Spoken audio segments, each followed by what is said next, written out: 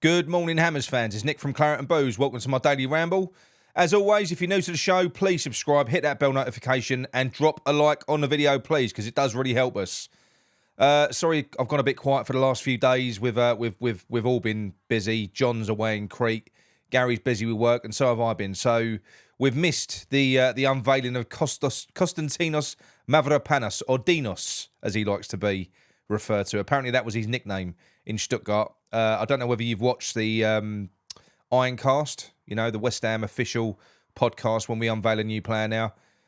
Brilliantly English-speaking guy. Seems like he's got an awful lot about him. Most people will have seen the show reels now on this guy. I've got to be honest, I'm incredibly excited. 20 million, absolute no-brainer. When you consider we could have gone out and got Harry Maguire for 30, to go and get this chap is impressive. He's the right type of player. I like the fact that we're going out now buying players that will not only suit David Moyes but other managers as well. This Konstantinos or Dinos, he's a very progressive centre back. He is. He's fast. He's rapid. He carries a ball. He's an absolute animal in the air. He's 6'4" and he is massive, huge, big presence, very aggressive, an absolute cult hero in Stuttgart as well. Scored some fantastic goals. He didn't start his career off as a striker, but he played as a striker when he was younger because he was so big and used to bully defenders. And he's got that in his locker. He can score. He's obviously a threat in the air, and he can score with his right foot and left foot. He's going to be excellent for us. He really is. So as it stands at the moment, it looks like we've made 3 really, really solid signings with Alvarez, with James Ward-Prowse, and with this chap, Mavropanos. It looks like the window is going in the right direction when you bear in mind how it could have gone with some of the players that we were being linked with. So I'm very happy. A quick update on the Mohammed Kudus deal. We've had a second bid rejected, but we're very close. Stuyten's going out there again to meet with the agent. It isn't so much the club. It's not the wage. It's not the player, because the wages are fine. It's sort of agent fees, and I think there's some negotiations going on because of the weight of the fees that the agent is demanding. West Ham are obviously asking if they can offset some of that with the with the value of the player to them. So I do think that we're going to get. I do think we're going to get a deal over the line for this player. I do. We're really, we're trying. We're trying. Obviously, we can't spend too much on the guy. You can't. But I think we're only a few million away, so I can't see this one not getting done. So I'm going to take this one as not signed and sealed, but very, very probable. So I think we will be seeing Kudus at the club, and I think he's going to be used on the left wing. The more I've seen of him, I think he's going to be. You're going to have Bowen on one side. You're going to have Kudus on the other side, so a Benrahma replacement. We're going to be a real threat on the counter attack because we know how we're going to play moving forwards. So it's going to be deep. Now, for that to work, for the low block, sitting loads of players behind the ball and then springing a counter attack so that we can generate and get opportunities with set pieces and stuff like that. You need pace and a threat going forwards. That's what Bowen and Kudus will give us.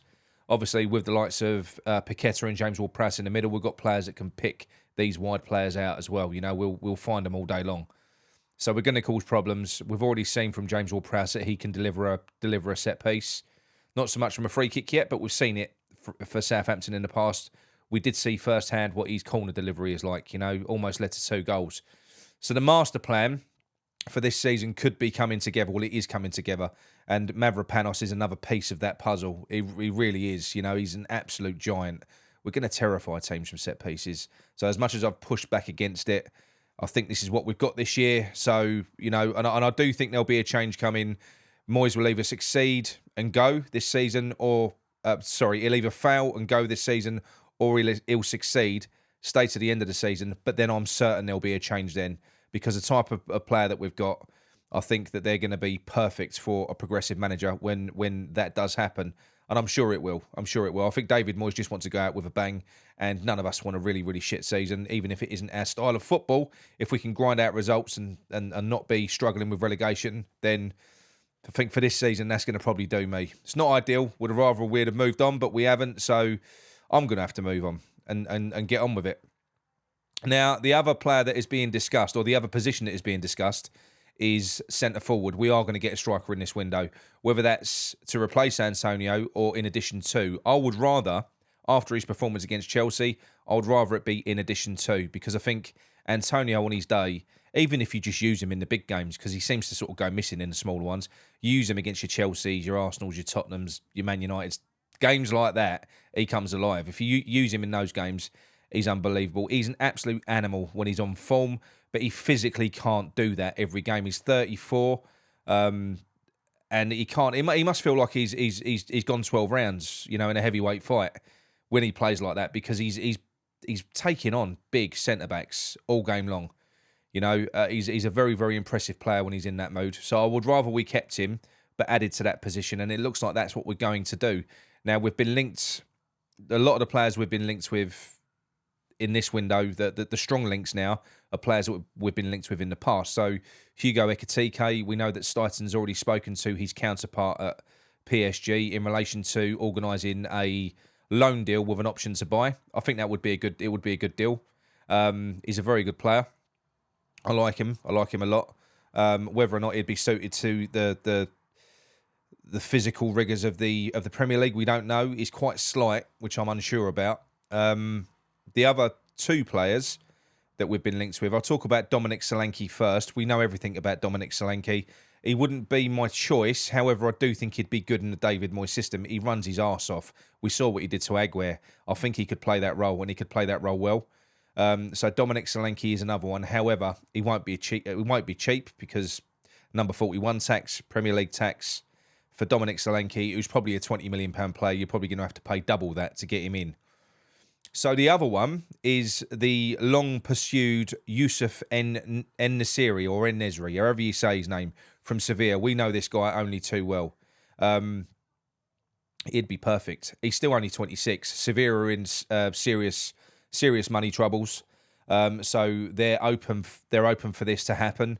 Obviously, I think we'll get a bit more of a bargain with him now, probably 20, 25 million, something like that. I would have thought, if they're trying to get him off the books. The player turned us down previously because he's happy in Sevilla. His family is settled. It's nothing personal. He's just happy in Spain. Who wouldn't be? I think I'd rather be living in Sevilla than where I'm living now. So you can't blame the player. I don't. If he comes in, he will have made that decision to come over to West Ham. I do think there's something in this one. And David Moyes does like chasing a player. He does. This one in particular, I think he ticks the boxes. He's a big, massive threat up front. He's a bit of a battering ram himself. He runs his arse off. He has also got a history of playing on the wing. He's kind of an adapted winger, pulled inside. So it kind of fits that Moyes mould.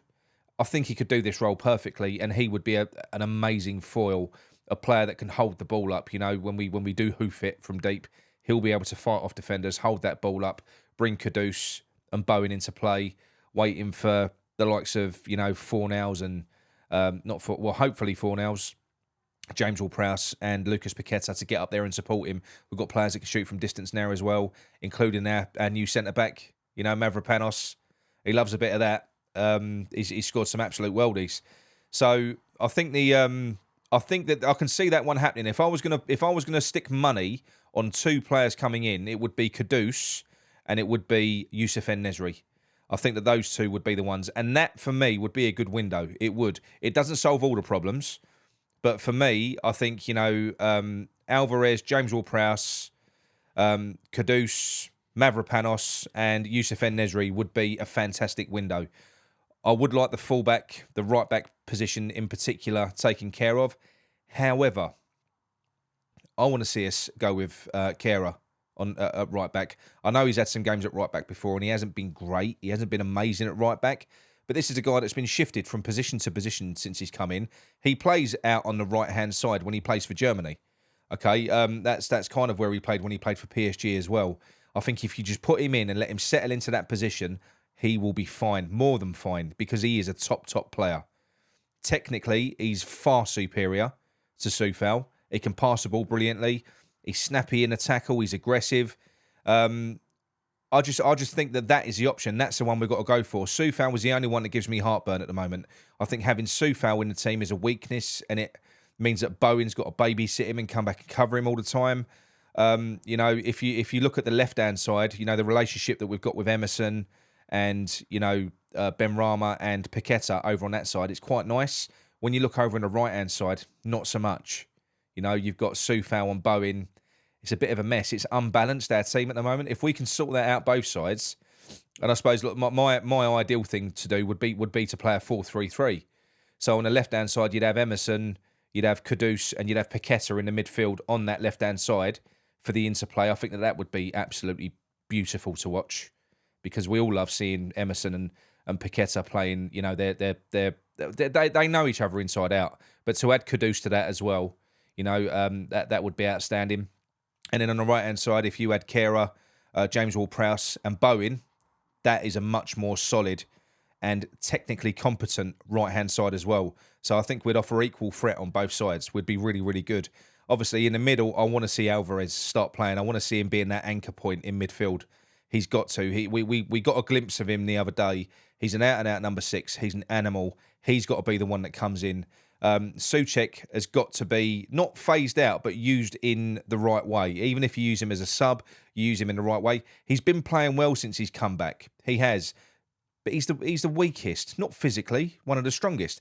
But technically, he's the weakest of our central midfield options now. So I know, and with the height that we've got elsewhere in the team, we don't need Souček's height in midfield to give us a threat from set pieces. Not really. You know, if you're talking, I mean, Aguerd scored the other day. You're talking Aguerd, Mavropanos, Zuma, you know, Youssef and Nesyri up front. We've got height everywhere in that team. You know, you don't necessarily need Souček in there for that threat, because we've got a guy in James Ward-Prowse that can pick these players out.